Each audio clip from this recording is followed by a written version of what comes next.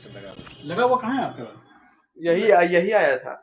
हाँ हाँ, तुम लेके जाओ ना वो वाला। यहाँ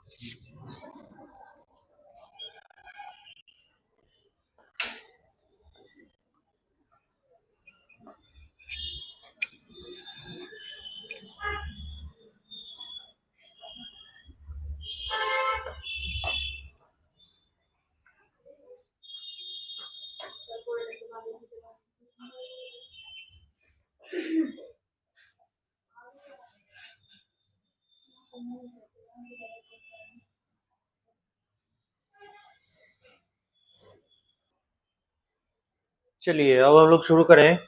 कल का जहां तक हम लोग का प्रोग्रेस था उसमें हम लोग ये देखे हार्ट का स्ट्रक्चर है ना, हार्ट का वॉल, हार्ट के वॉल के बाद हार्ट के चेम्बर्स, चेम्बर्स में कैसा ब्लड फ्लो करेगा, राइट।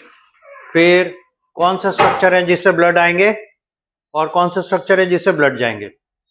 उसके बाद ये भी देखे कि इनके वाल्व्स प्रैक्टिस करने के लिए बोले थे, किए आप लोग घर जाके 8 से 10 बार उसको ड्रॉ करने के लिए बोले थे, हुआ है? मोरलेस तो सही है, ठीक ही है।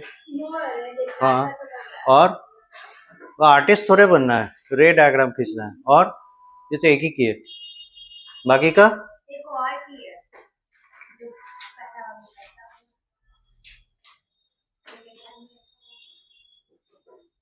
बनना ऐसे चाहिए जब बोला जाए तुरंत 2 से 3 मिनट के अंदर अंदर ही ड्रॉ कर लें, वो प्रोफेशनलिज्म चाहिए। एनीवे, तो वो होमवर्क रहेगा, अभी भी अगले पार्ट में हम लोग देखेंगे कि कितना बनाएं। तो इसमें वाल्व्स इंपॉर्टेंट थे, tricuspid bicuspid valve. Tricuspid valve हम लोग को मिलता था राइट साइड में एट्रिया वेंट्रिकल के बीच में, और बाइकास्पिड या मिट्रल वाल्व मिलता था लेफ्ट एट्रिया और लेफ्ट वेंट्रिकल के बीच में। उसके बाद दोनों वेंट्रिकल में से जो ब्लड बाहर जाएगा उसके लिए जो आर्टरी है, उस आर्टरी का माउथ वाल्व से, मतलब आर्टरी के उन दोनों आर्टरीज के माउथ पे वाल्व होते हैं और ये सेमिलुनर वाल्व्स थे। तो पल्मोनरी आर्टरी जो कि राइट वेंट्रिकल में से बाहर निकलता है उसके भी माउथ पे 3 सेमिलुनर वाल्व्स थे, और एओर्टा जो लेफ्ट वेंट्रिकल से ब्लड को लेकर बाहर निकलता है उसके भी माउथ पे 3 सेमिलुनर वाल्व्स थे। ये था इसका स्ट्रक्चर, ये हम लोग देख चुके हैं। अब आगे इसका कंडक्शन सिग्नल देखना है, और इस कंडक्शन के वजह से हार्ट कैसे कॉन्ट्रैक्ट करता है, और फिर एक कंडक्शन में कौन कौन से स्टेजेस होते हैं वो हम लोग को देखना है। अब देखिए इसी हार्ट के स्ट्रक्चर में जो स्पेसिफिक पॉइंट्स हैं वो है S A node,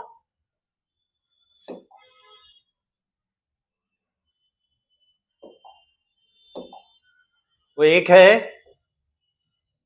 same to same है,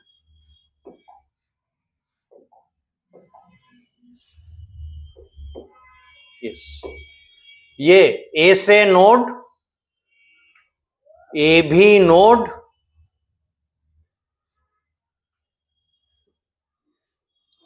बंडल ऑफ हिस,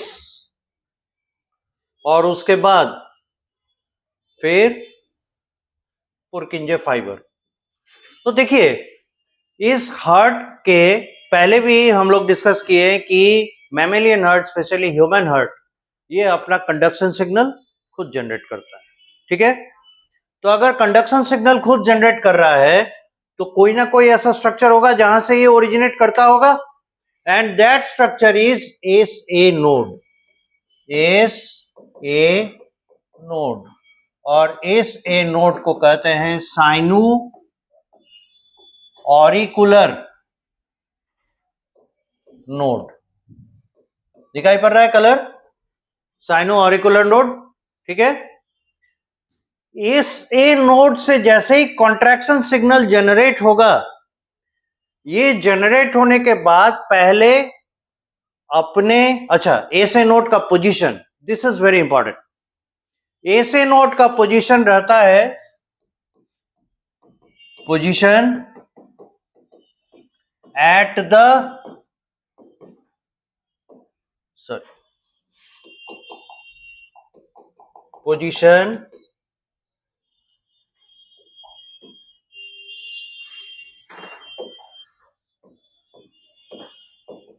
पोजीशन है ना एट द राइट एट्रिया। अब राइट एट्रिया तो बड़ा सा एरिया है, उसके कहां पर? At right upper corner. Right atria के राइट अपर कॉर्नर पे नियर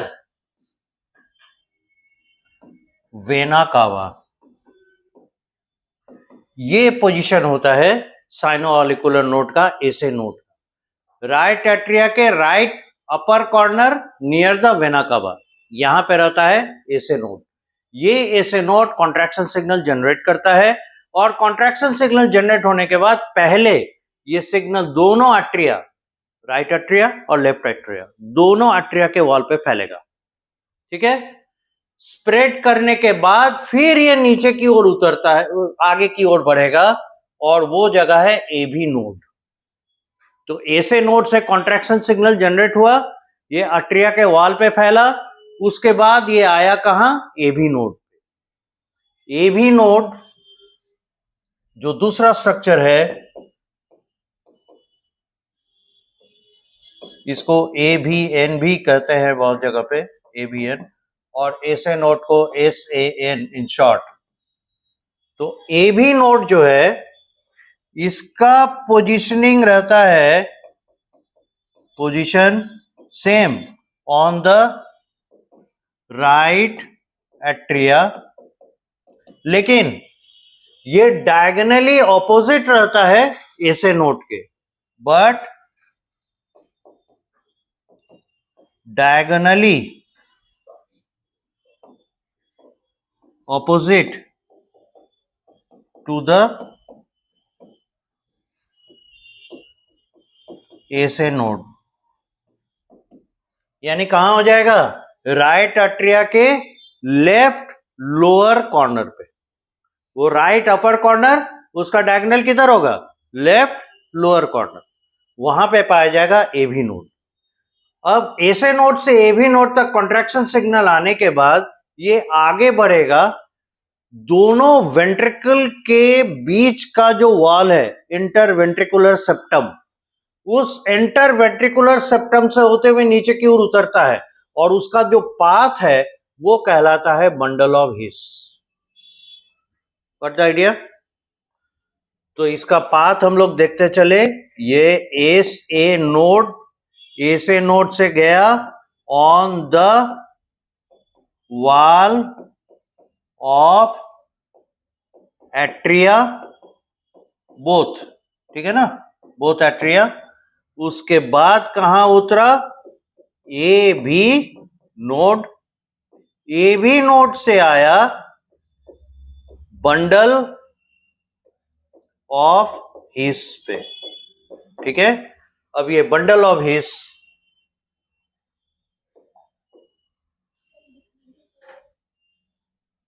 अच्छा ठीक, ऐसा कीजिए,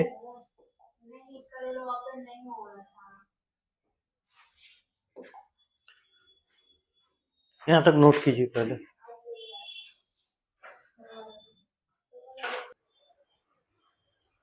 अब देखिए,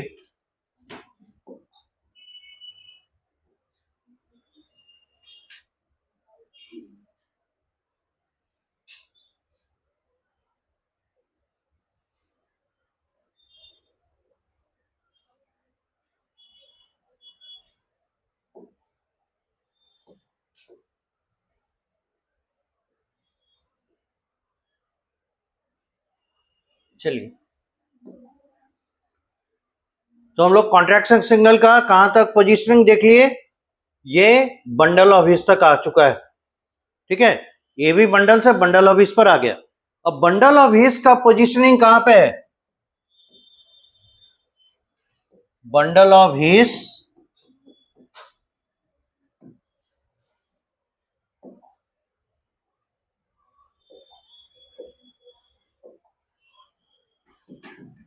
present over the bundle of इसका प्रेजेंस कहां पे है? इंटर वेंट्रिकुलर सेप्टम, और नीचे की तरफ आ रहा है over the inter ventricular septum and moves down. अभी ध्यान नहीं दे रहे हैं, फिर तुरंत क्लास में खड़ा करके पूछेंगे। तो इंटर वेंट्रिकुलर सेप्टम पे बंडल ऑफ इसका पोजिशनिंग है। नीचे आने के बाद क्या हो रहा है? दो बार नीचे के आते आते ये क्या होता है? दो पार्ट में बंटता है। ये देखिए, राइट साइड और लेफ्ट साइड में, तभी तो ये लेफ्ट बंडल और ये राइट बंडल दो पार्ट में बंटता। ठीक है, नीचे आते आते ये दो पार्ट में बढ़ जाता है। Then bifurcates into two parts towards right and towards left। एक हिस्सा बाएं तरफ और एक हिस्सा दाएं तरफ घूम जाएगा। जाने के बाद अब ये वेंट्रिकल के वॉल पे नीचे से ऊपर की ओर जाता है। देयर इज अ लॉजिक, क्यों ऐसा करता है? ये ऊपर से नीचे भी वेंट्रिकल के वॉल पे जा सकता था, लेकिन ये इंटेंशनली नीचे से ऊपर की ओर वेंट्रिकल के वॉल पे फैलता है। ठीक है, और ये जब फैलता है, फैलने के दौरान इसके छोटे छोटे फाइन ब्रांचेस ऊपर की ओर जाते हैं। जस्ट लाइक किसी रूट का जो ब्रांच निकलता है, वो जैसे जैसे आगे की ओर बनता है फाइनर होता जाता है। जहां स्टार्टिंग पॉइंट है वहां पे हेवियर रहता है, और जैसे जैसे आगे की ओर बढ़ता है उसमें पतलापन आता जाता है ना। तो लाइक दैट इसके फाइन ब्रांचेस नीचे से ऊपर की ओर वेंट्रिकल के वॉल पे फैलते हैं, और उन ब्रांचेस को कहा जाता है प्रोकिंजे फाइबर्स। दे यानी both spread upward over the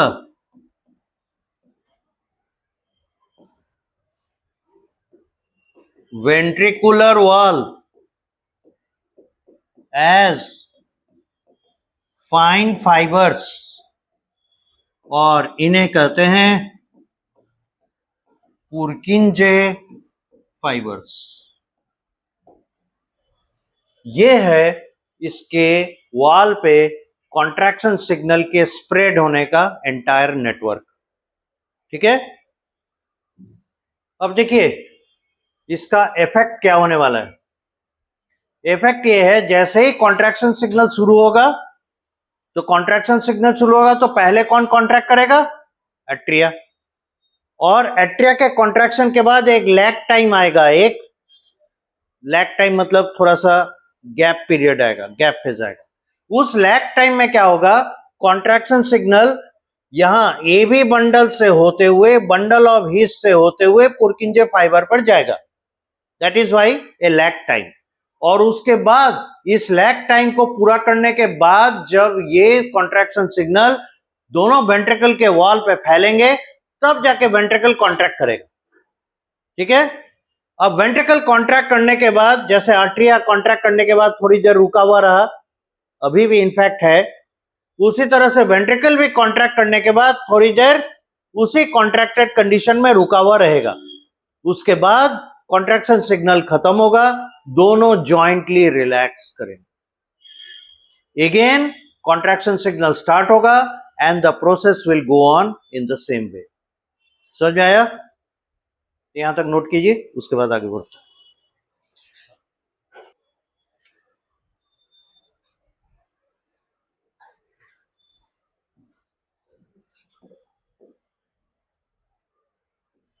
आइए फिर से यहां पर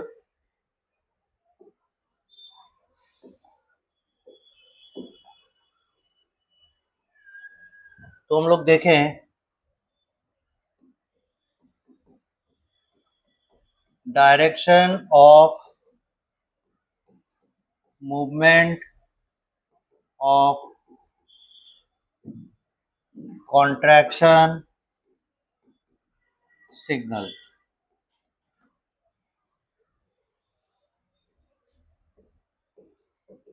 ए से नोड, उससे कहां जाएगा?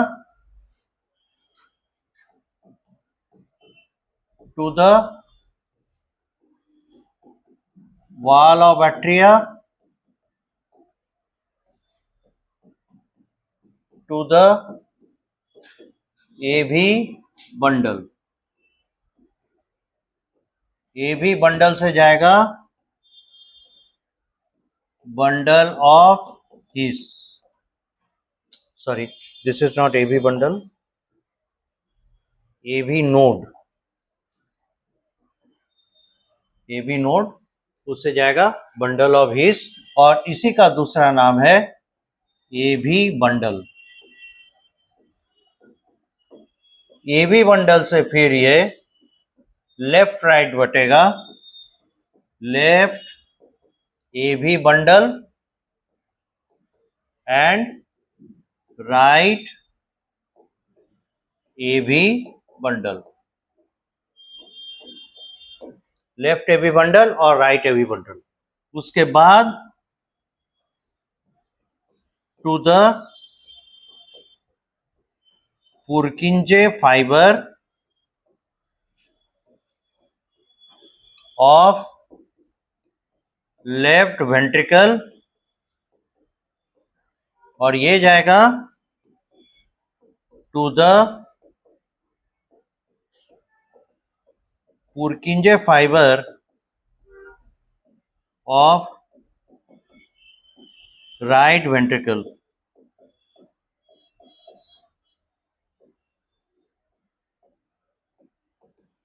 ये लेफ्ट और राइट वेंट्रिकल पे जाएगा, और इस तरीके से एक साइकिल ऑफ कॉन्ट्रैक्शन सिग्नल का कंप्लीशन होगा. फिगर हो गया flow chart of one cycle of contraction signal. और इसमें पुरकिंजे फाइबर में जाने के बाद ये इंड्यूस करेगा, इंड्यूसेस, ये लेफ्ट साइड में क्या, तो इंड्यूसेस लेफ्ट वेंट्रिकल कॉन्ट्रैक्शन, और ये प्रोड्यूस करेगा राइट वेंट्रिकल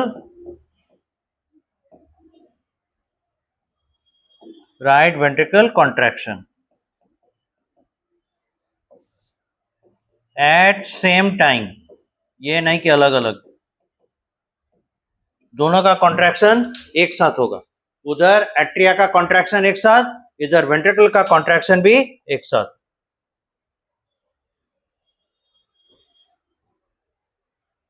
अब हम लोग को देखना है इसमें एक्टिविटीज क्या क्या होंगी, तो पहले समझ लीजिए, उसके बाद फिर हम लोग को इसको देखना है. तो शुरुआत हो रहा है कहाँ, वेंट्रिकल के एट्रिया के कॉन्ट्रैक्शन से. ठीक है, जब कॉन्ट्रैक्शन सिग्नल नहीं आ रहा था, जब नहीं आया, उस पॉइंट पे सोचिए, उस समय क्या होगा, एट्रिया में, राइट एट्रिया में ब्लड किससे ड्रेन करेगा, वेना कावा. राइट एट्रिया में ब्लड किससे ड्रेन करेगा, वेना कावा से. तो वेना कावा से लगातार ब्लड आ रहा है, और दोनों के बीच में, एट्रिया और वेंट्रिकल के बीच में जो वाल्व है वो ओपन है.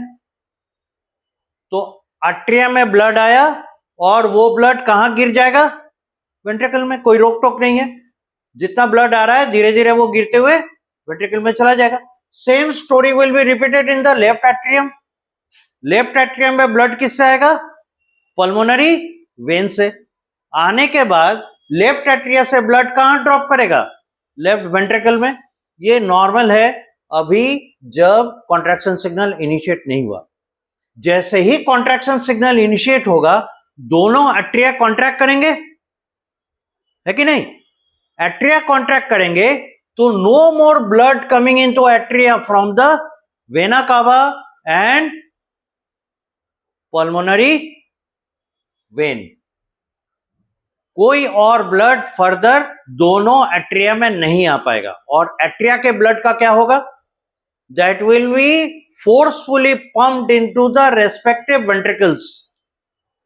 तो राइट एट्रिया का ब्लड राइट वेंट्रिकल में और लेफ्ट एट्रिया का ब्लड लेफ्ट वेंट्रिकल में पुश कर दिया जाए।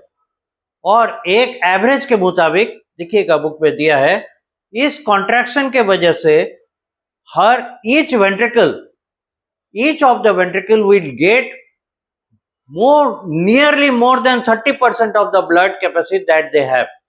यानी नॉर्मली जो ब्लड इसमें आके भरा हुआ था उससे 30% ज्यादा ब्लड इसमें आ जाएगा। ठीक है, इतना होने के बाद अब ये कॉन्ट्रैक्टेड, मुट्ठी बांध के बैठा हुआ है। This is systole. Contraction heart के केस में हम लोग इसको कहते हैं सिस्टोल। ठीक है, तो एट्रियल सिस्टोल हो चुका, राइट। अब एट्रियल सिस्टोल कंटिन्यू कर रहा है। बाय द टाइम पूरा ब्लड जिसमें आया दोनों में वेंट्रिकल में, तब तक में कॉन्ट्रैक्शन सिग्नल वेंट्रिकल के वॉल पे पहुंचा।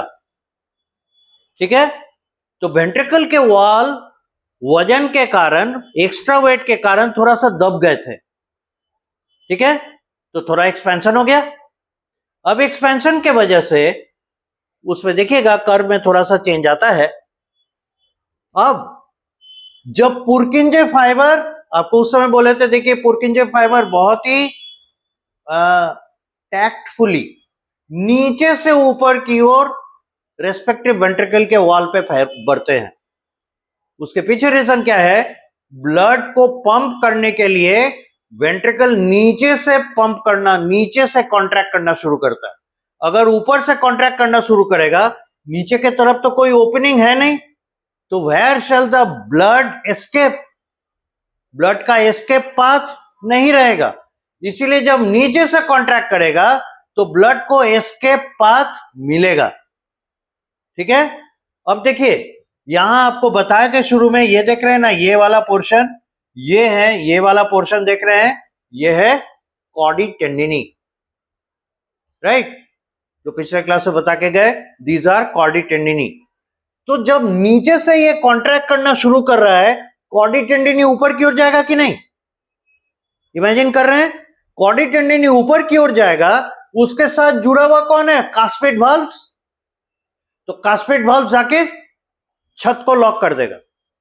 ये रूफ है ना, atrioventricular septum left and right, roof है ना वेंट्रिकल का। तो वहां पर जो थोड़ा सा एक खाली जगह था, that was guarded by the tricuspid and bicuspid valves. जब नीचे से वेंट्रिकल कॉन्ट्रैक्ट करना शुरू किया तो इनके जो कॉडी टेंडिनी है वो ले जाके इसके वाल्व को ऊपर की ओर धकेलेगा। तो ब्लड भी ऊपर जाने की कोशिश कर रहा है। एट्रिया ऑलरेडी अपना मुट्ठी भींचे हुए है, इसलिए उसमें अब जाने का गुंजाइश नहीं है। अब ये जबरदस्ती धकेलने की कोशिश करेगा। जैसे ही कोशिश करेगा, ब्लड तो जाएगा नहीं, रास्ता लॉक हो जाएगा। ठीक है, अब इस रास्ता के लॉक होने के कारण एक माइल्ड साउंड आएगा, लब। This is the first heard sound, and this is because of the closing of the tricuspid and bicuspid valves, या simply से cuspid valves के लॉक होने की वजह से एक धीमे गति का साउंड आता है, वो है फर्स्ट हर्ट साउंड। अब ब्लड बेचारे को जाने का रास्ता नहीं मिला, दैट इज लॉक्ड। इस वजह से क्या होगा? फर्दर प्रेशर बढ़ेगा, क्योंकि वेंट्रिकल अब इस ब्लड को बाहर भेजना चाह रहा है, इसमें लगातार कॉन्ट्रैक्शन सिग्नल आए जा रहा है।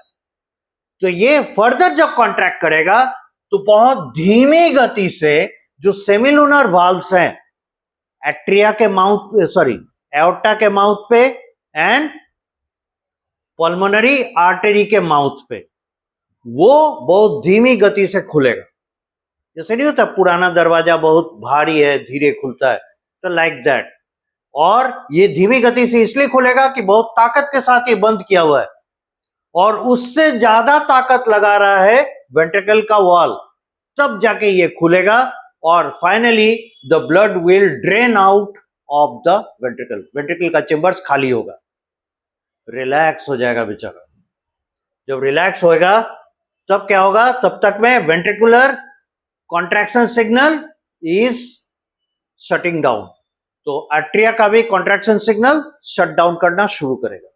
तो जब प्रेशर फॉल करेगा वेंट्रिकल में, है ना, तो प्रेशर फॉल करने के वजह से क्या होगा, जितना ताकत लगा के सेमिलुनर वाल्व्स को खोला गया था अब उतना ताकत लग रहा होगा क्या, प्रेशर तो ड्रॉप कर गया, तो प्रेशर डाउन ड्रॉप होने की वजह से क्या होगा, अब उतना ताकत नहीं लग रहा है, तो ये दरवाजा जो ताकत लगा के खोला गया था अब ठप के आवाज से बंद हो जाएगा। This is the second not sound called dub and this is louder than the first because of that reason. अब ये बंद होगा और कॉन्ट्रैक्शन सिग्नल तो चला गया, अब एट्रिया और वेंट्रिकल दोनों रिलैक्स हो रहा है। वेंट्रिकल जब रिलैक्स होगा तो क्या होगा, पहले ऊपर उठ गया था, नीचे की ओर आएगा कॉर्डी टेंडनी, जब नीचे की ओर कॉर्डी टेंडनी आएगा तो ऐसे करके धक्का देके जो रूफ क्लोज कर दिया था, रूफ क्या होगा, कास्पिड वाल्व्स ओपन हो जाएगा और पहले की तरह फिर से एट्रिया में रेस्पेक्टिव वेन से ब्लड ड्रेन करेगा, मतलब उधर से पल्मोनरी वेन और इधर से वेना कावा, और इनसे जो ब्लड आएगा लेफ्ट और राइट एट्रिया में वो लेफ्ट और राइट वेंट्रिकल में जाए। This is how the contraction signal corresponds the cardiac cycle. ये जो आप देखे कि पहले एट्रिया कॉन्ट्रैक्ट किया, फिर वेंट्रिकल कॉन्ट्रैक्ट किया, एट्रिया का ब्लड वेंट्रिकल में आया, वेंट्रिकल ने ब्लड पंप कर दिया, उसके बाद ये रिलैक्स हो गए। This constitutes one cardiac cycle and one cardiac cycle corresponds to the contraction signal that has been provided to it starting from the SA node and ending at the Purkinje fiber. Got the idea? यहाँ तक note कीजिए।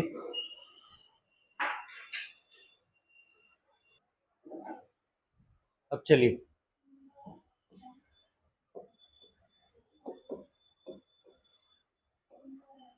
Cardiac cycle, इसके बारे में लिखिए। It is cardiac cycle, heading कीजिए।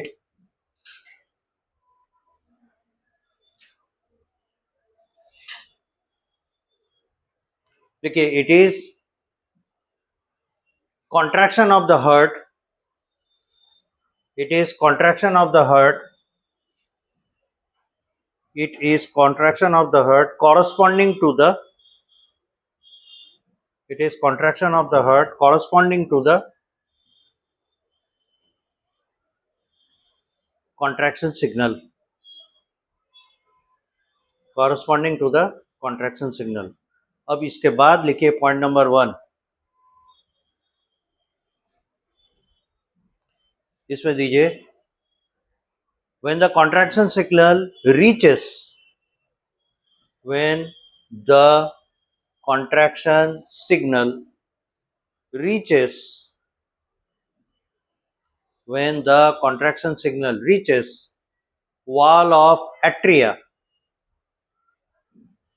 wall of atria, they pump out their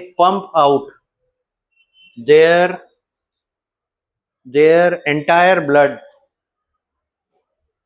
they pump out their entire blood into their, they pump out their entire blood into their corresponding, into their corresponding ventricles, they pump out their entire blood into their corresponding ventricles, full stop। इसी में लिखिएगा this closes also, this closes also further blood incoming, this closes also further blood incoming to the atria, this closes also further blood incoming to the atria. इसका मतलब हुआ कि contraction signal जब आएगा तो दोनों एट्रिया अपने अपने ब्लड अपने अपने वेंट्रिकल को दे देंगे और एट्रिया इस स्थिति में होगा कि उसमें अभी ब्लड आ नहीं सकता, ये कॉन्ट्रैक्ट, मुंह बंद किए हुए, मुट्ठी बांधे हुए, इसलिए इसमें अभी ब्लड फर्दर नहीं आएगा। ठीक है, अगले पॉइंट पे आइए। by the time contraction signal reaches by the time contraction signal reaches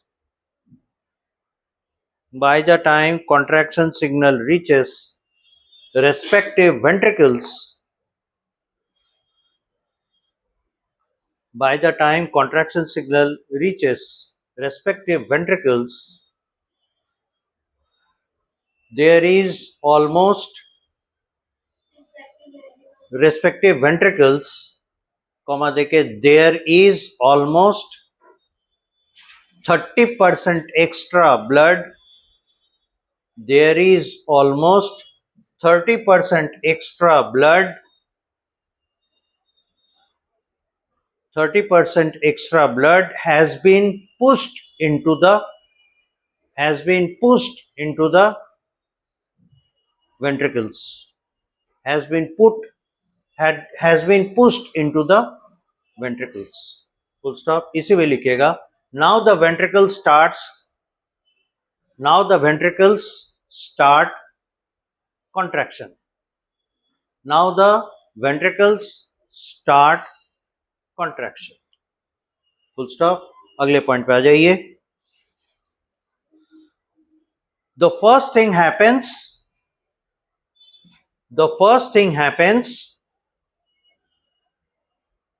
that the pressure rises, the first thing happens that the pressure rises in the ventricles, पहला चीज ये होगा कि वेंट्रिकल में प्रेशर बढ़ेगा। the first thing happens that the pressure rises in the ventricles, so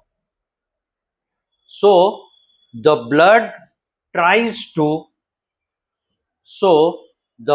इसी में चलेगा, so the blood tries to, कोशिश करता है, so the blood tries to escape out of the ventricles, so the blood tries to escape out of the ventricles, full stop। इसी में चलेंगे, but alongside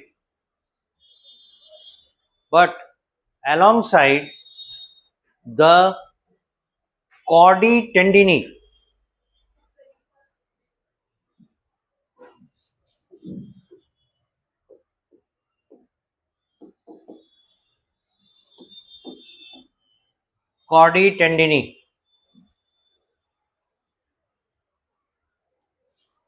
but alongside chordae tendineae also move up,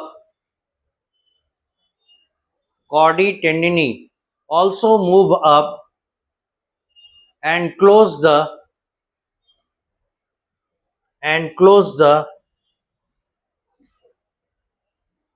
tricuspid and bicuspid valves,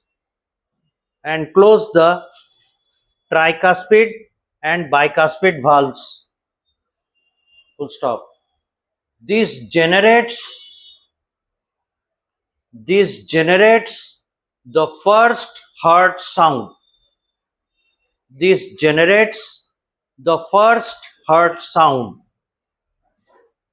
called as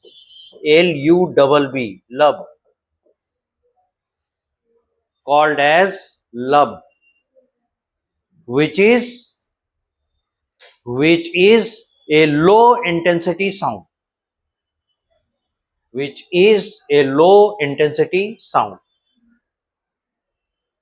ठीक है। अब अगले point पे आइए।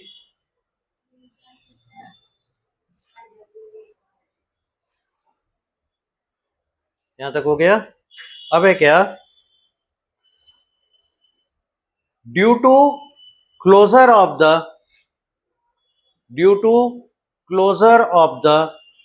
caspid valves,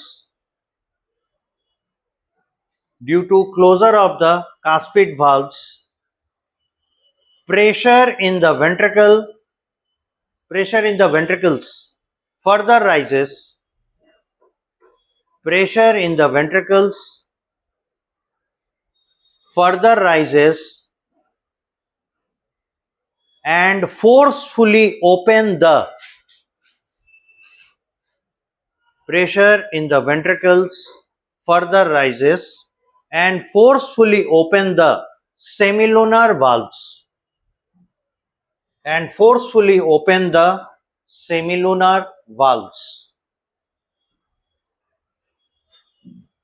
now the blood इसी में now the blood escapes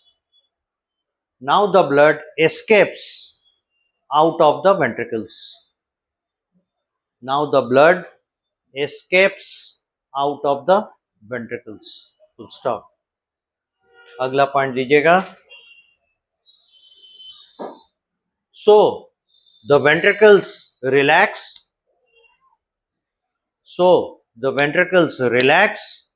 Pressure comma देके pressure drops. So the ventricles relax, comma pressure drops, comma देके hence semilunar valves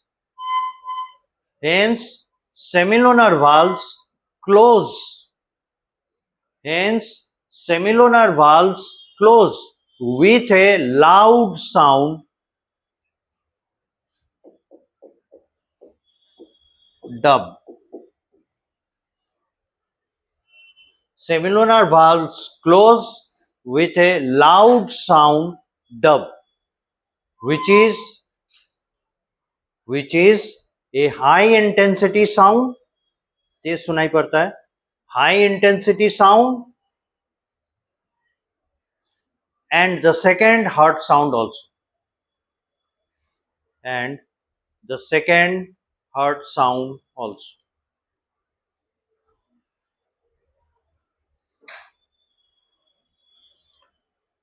अगले पॉइंट में now the contraction signal goes off.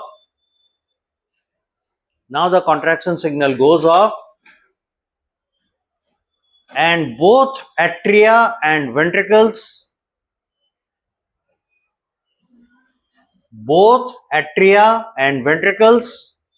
jointly relax. Now the contraction signal goes out. So both the atria and ventricles relax,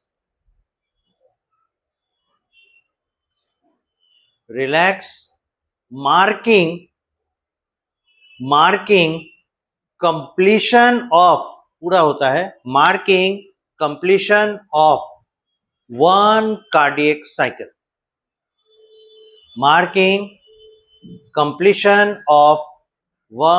cardiac cycle. ठीक है, very good. Cardiac cycle समझ में आ गया.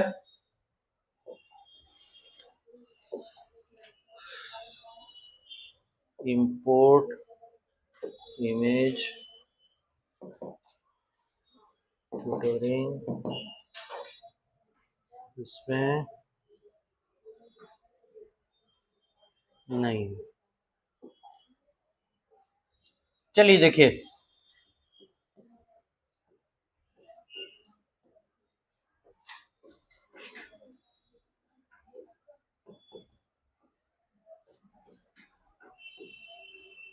the ECG and its graph. ECG, electrocardiogram.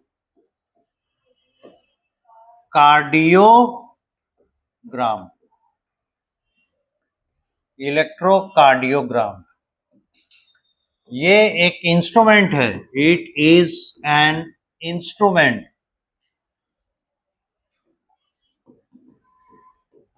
instrument to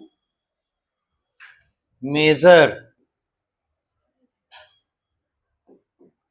the number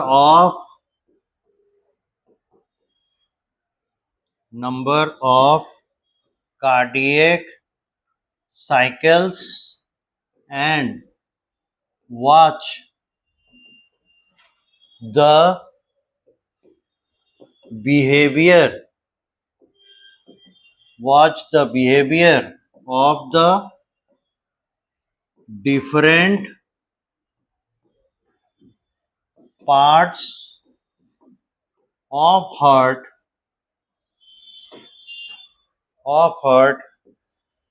during the cardiac cycles. ठीक है, cardiac cycle के दौरान जो हार्ट का बिहेवियर है उसको रेट करने का ये तरीका। ठीक है, अब देखिए इस मशीन को यूज करते कैसे हैं। It has 12 sets of electrodes, 12 electrode होते हैं, है ना, आर प्लेस्ड, लिखते चलिएगा, इसको नोट किए क्या सभी, कर लीजिए।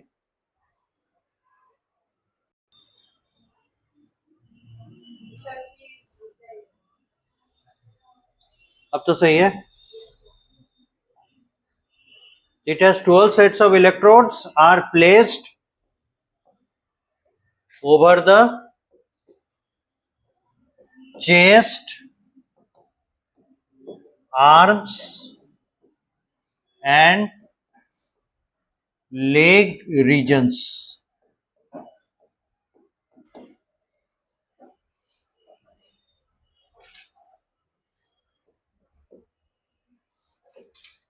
They are connected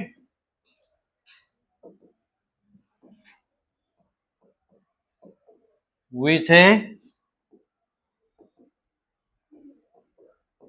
digital or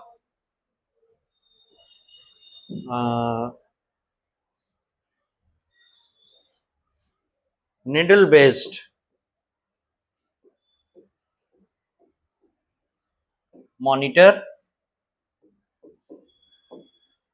ये इलेक्ट्रोड्स कनेक्टेड रहते हैं, या तो डिजिटल जहाँ पे आपको लाइट दिखाई देगा पैटर्न के लिए वो, या फिर नीडल बेस्ड मॉनिटर से जुड़ा हुआ रहेगा विथ कॉरेस्पॉन्डिंग, ये इंपॉर्टेंट है, with corresponding contraction signal. It generates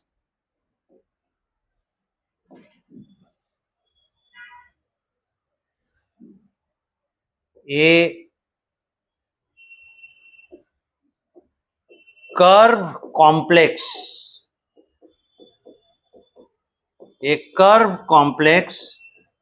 called ECG graph per cardiac cycle।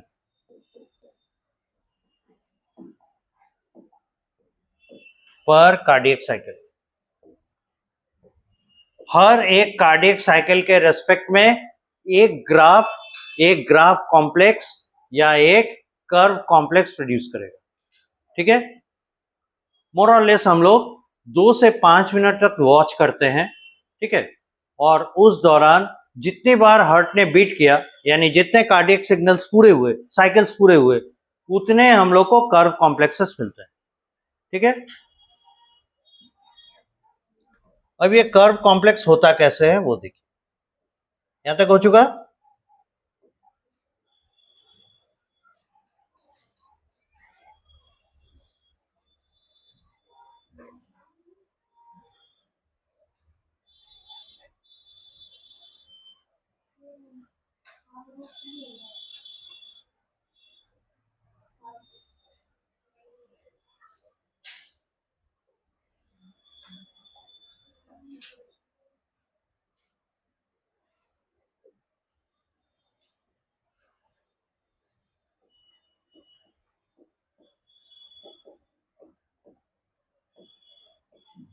यहां से यहां तक एक कार्डियक साइकिल में आपको दिखाई दे रहा है, यहां से सेकेंड कार्डियक साइकिल शुरू होगी इस जगह से।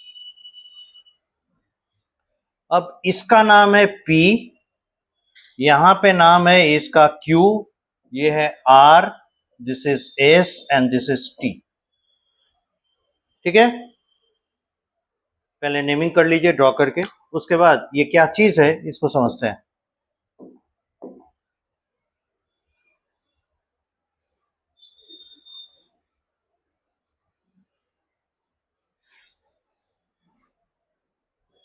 वहां छोटे से जगह पे मत कीजिए, पेज बदल लीजिए, पेज पे।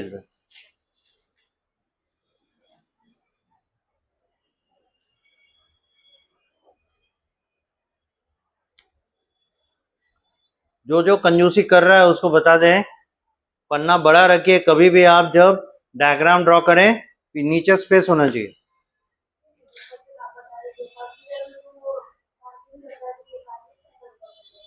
हाँ, जब हम लोग हार्ट बीट देखते हैं मॉनिटर में, एक्चुअली कार्डियक साइकिल ही देख रहे होते हैं। और जब ये स्ट्रेट हो जा रहा है यानी कोई भी साइकिल नहीं नजर आ रहा है। आते हैं, पहले सबका नेमिंग हो गया। अब देखिए ये जो पिक है, पिक, ये पिक कॉरस्पॉन्ड करता है एट्रियल कॉन्ट्रैक्शन को,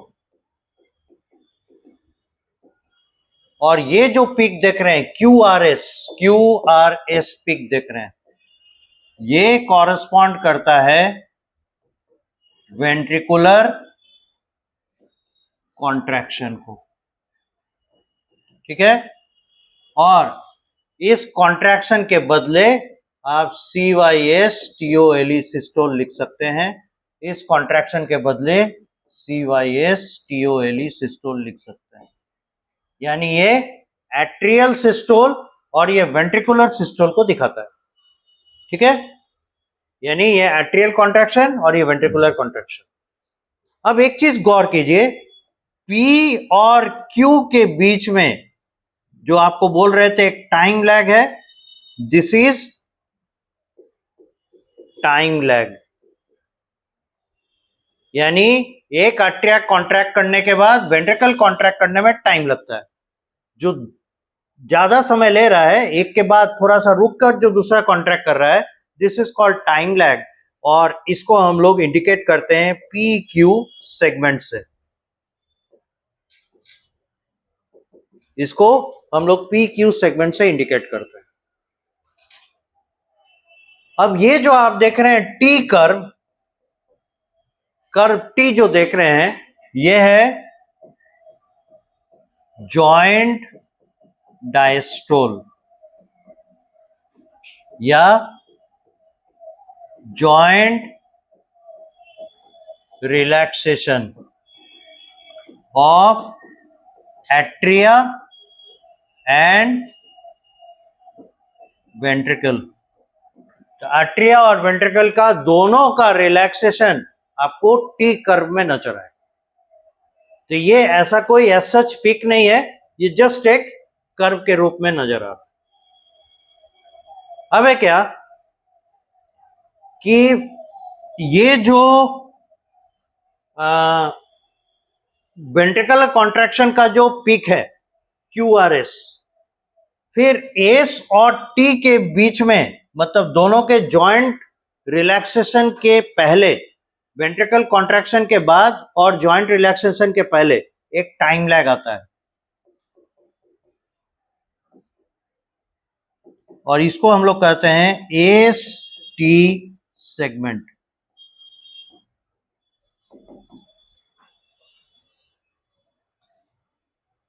जो PQ सेगमेंट है, इस दौरान क्या हो रहा होता है आप खुद बताइए। पहले एट्रिया कॉन्ट्रैक्ट किया, अब इस दौरान क्या जाता है, कॉन्ट्रैक्शन से किस पे जाएगा, वेंट्रिकल की ओर, ये वो टाइम लैग है, और इस टाइम लैग के दौरान क्या होगा, वेंट्रिकल में ब्लड भर गया पूरा, इस टाइम लैग में वेंट्रिकल में पूरा ब्लड भर जाता है, ठीक है।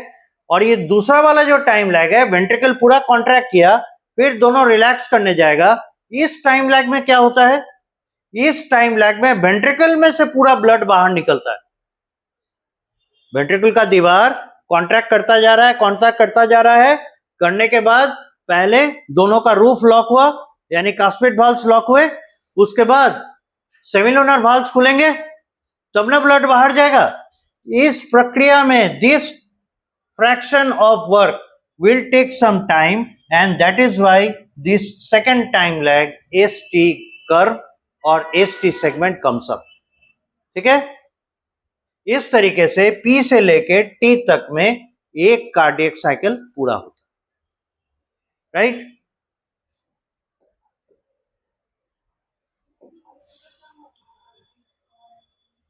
तो पहला टाइम लैग पीक्यू सेगमेंट, इसमें क्या होगा, ब्लड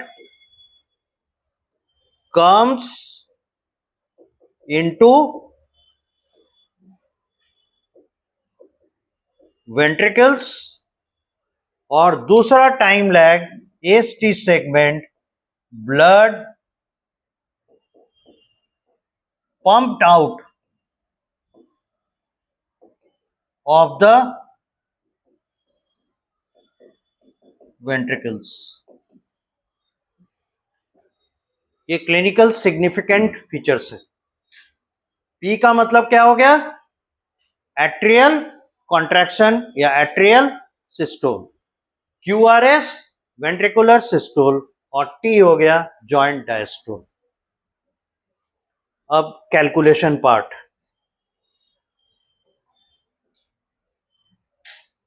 यही तो एसेंस है इसका। अब देखिए,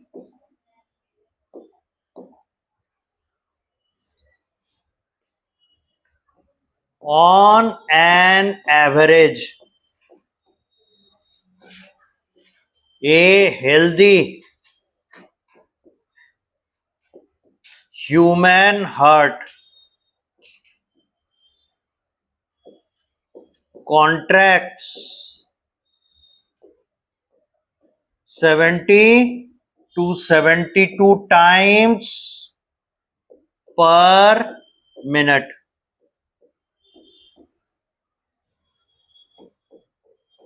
पहला important feature, on an average 70 से 72 बार एक मिनट में कॉन्ट्रैक्ट करती है, क्या कहते हैं, human heart contracts for 70 to 72 times. यानी ये जो कार्डियक साइकिल है, इतने कार्डियक साइकिल्स हमें मिलेंगे, 70 से 72 बार मिलेंगे एक मिनट में। So P Q R S T curve complex is repeated for 70 to 72 times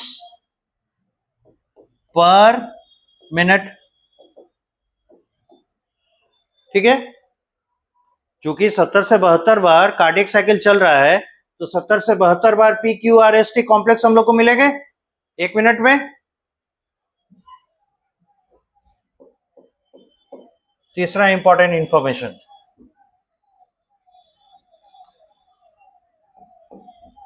the time taken for one cardiac cycle equal to, निकाली तो जल्दी से,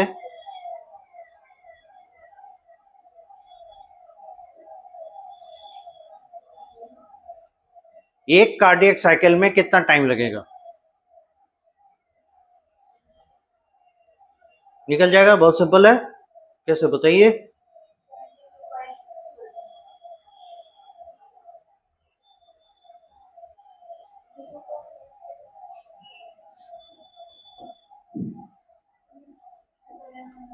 मान लेते हैं 72 टाइम्स, या 72 टाइम्स, छोड़िए,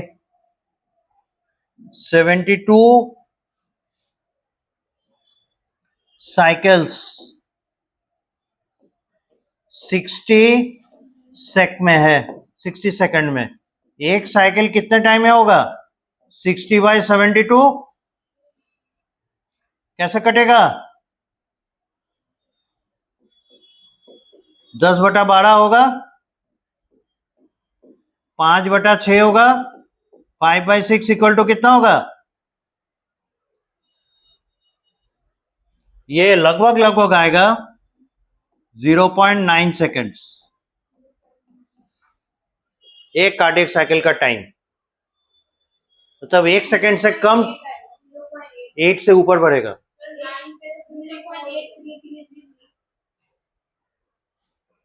तो हम लोग 72 लेकर चल रहे, 70 लेंगे तो थोड़ा सा बढ़ जाएगा, डिनोमिनेटर घटा देंगे तो 6 9 या 54 होगा ना, तो 50 है ना। 6 9 या 54 अगर होता है, ऐसे देखिए, 6 से अगर 50 को डिवाइड करें तो 6 8 जा 48, 2 आया 0, 6 3 18, हाँ। तो अप्रोक्सीमेटली हम लोग इसको कहते हैं 0.9, अप्रोक्सीमेटली 8.83 से लेके 0.9, तो अप्रोक्सीमेटली 0.9 के आसपास आता है। सभी का 72 होगा कोई जरूरी नहीं है, 70 से 72 के बीच में है, तो थोड़ा सा ये कम होगा तो थोड़ा वो बढ़ जाएगा ऑन एन एवरेज। अब देखिए, एक कार्डियक साइकिल का टाइम निकला। अब दूसरी बात,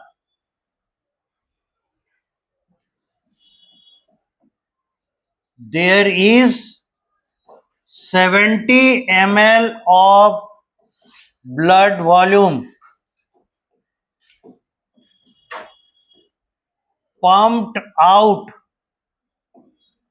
by each ventricle per cardiac cycle. This is called stroke volume of a heart.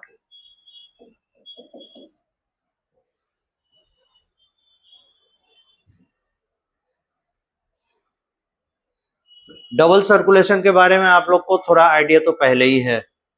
कैसे? जो हम लोग रेस्पिरेटरी सिस्टम पढ़े हैं उस समय देखे होंगे कि हार्ट में से निकल के ब्लड पहले कहां जाता है? डीऑक्सीजनेटेड ब्लड लंग्स के पास, और फिर लंग्स से लौटता है तो बॉडी के पास। तो हमारे अंदर दो तरह का सिस्टम चल रहा है, दो तरह का सर्कुलेशन चल रहा है।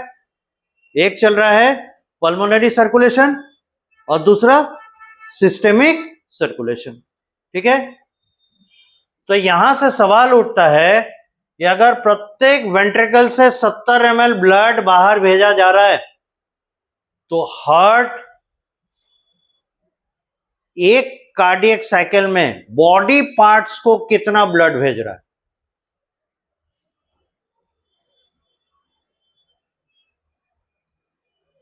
इसमें एक चीज छिपा हुआ है जिसको इंटेलिजेंटली आपको पिक करना है।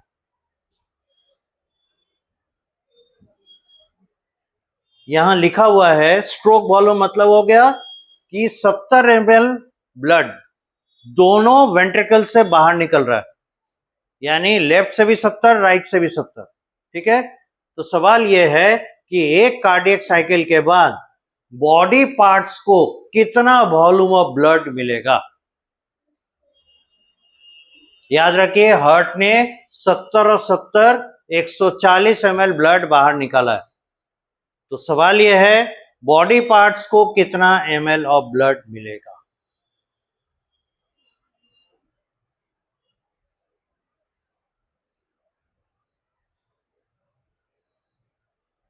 कितना होना चाहिए?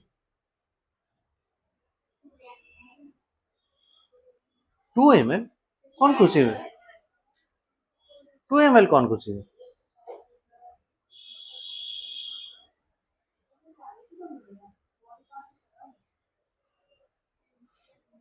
बॉडी पार्ट्स को कितना वॉल्यूम ब्लड मिलेगा, इसमें आपको कौन वाले सर्कुलेशन पे ध्यान देना है, पल्मोनरी पे कि सिस्टमिक पे? पल्मोनरी पे नहीं, सिस्टमिक।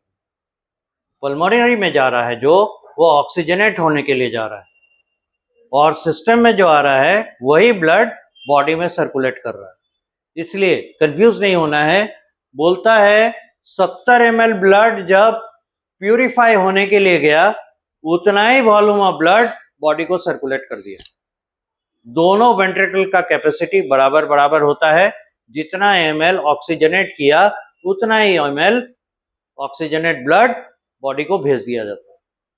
समझ में आया? इसलिए अगर पूछे कि पर कार्डियक साइकिल बॉडी पार्ट्स को कितना वॉल्यूम ऑफ ब्लड मिलेगा, it will come to 70 ml only. लिखिए, पर cardiac cycle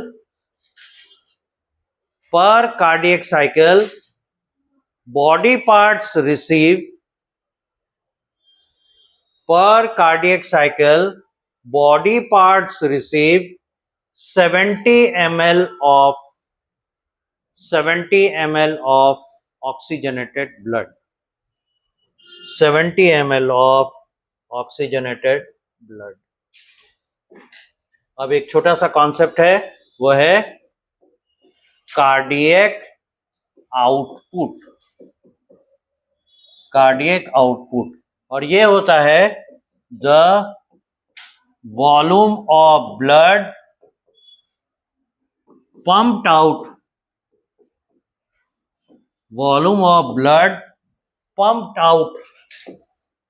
by the heart to the body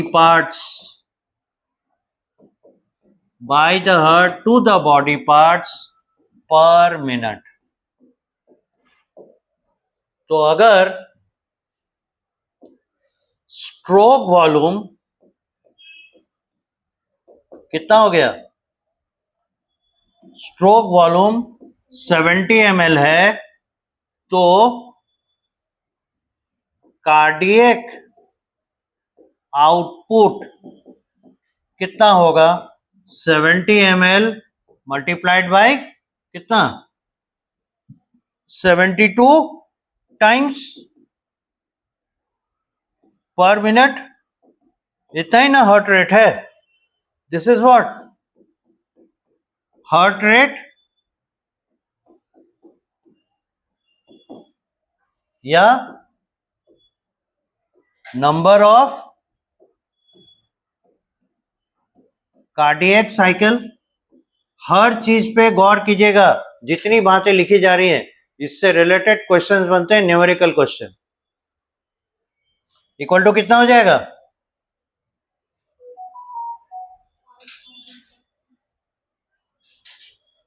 7 इधर 7 टू जा 14 और सॉरी हाँ 490 0405 5040 ml, approximately 5 लीटर पर मिनट। और एक हेल्दी ह्यूमन बीइंग में 5 लीटर ऑफ ब्लड होता है अगर उसका वेट 60 किलो है ऑन एन एवरेज। एक 60 किलो हेल्दी ह्यूमन में, मेल में 5 लीटर्स ऑफ ब्लड होता है, और फीमेल में 4.5 लीटर्स कम होता है, आधा लीटर कम होता है। लिख लीजिए, in a healthy human mail